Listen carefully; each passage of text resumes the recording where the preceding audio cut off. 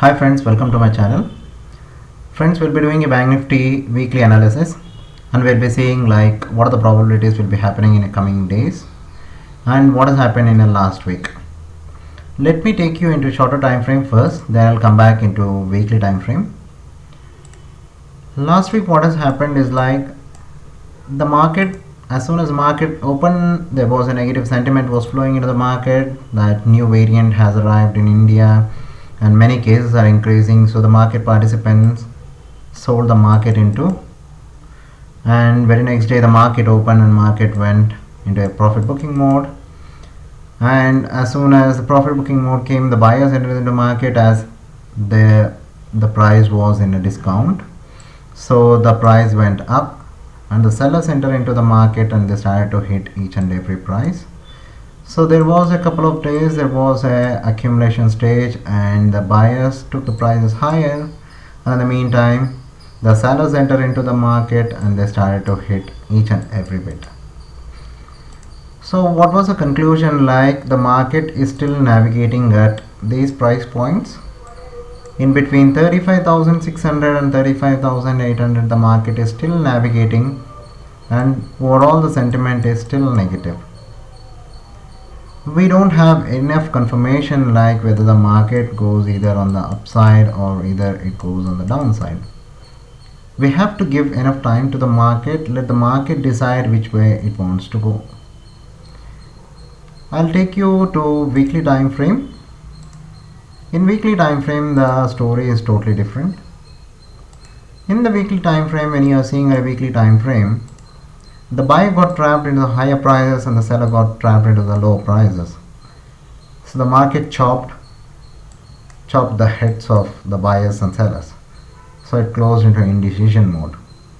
So what should be our strategy and what are the probabilities like the market might do in coming days or in coming week? So the probability of the market is like market can either consolidate in this candle, in between of this candle, or either it might break either of this candle. Either it might come down, retest, and it might bounce back again, or either it might go outside and bounce back into this area. Why?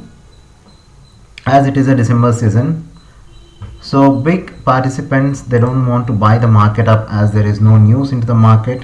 Still there is a negative sentiment is flowing into the market. So the bigger time frame players, they just want to navigate the price into this price points. So let's see what will happen in coming days. So what should be our strategy? Should be very simple. Whenever the market is crossing at this point, like 36,800, whenever the price is crossing at 36,800, we have to be in half quantity. So whenever the market is crossing at 35,500, we should be at a half quantity. Why we should be at a half quantity? Why not at a full size? I'll explain you in a couple of minutes. So whenever the price is navigating at these price points, we have to book the profits here at the top higher levels and we have to book the profits at the lower levels.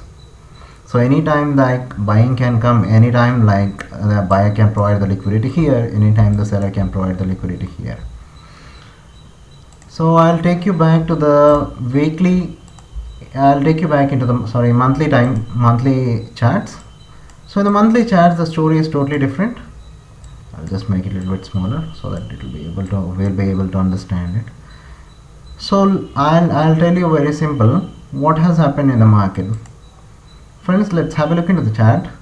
When the market got crashed, the market found the liquidity somewhere here.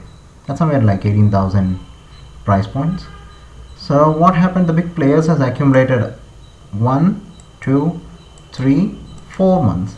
So the buyer has accumulated the 4 months and it took the prices a little bit higher and little bit profit booking came into the market, and again the buyers has accumulated. The buyers again took the market higher side and little bit of accumulation for a couple of days. Again the market went into the fair value area. What is a fair value area? A fair value area is where the buyer and seller wants to do the business.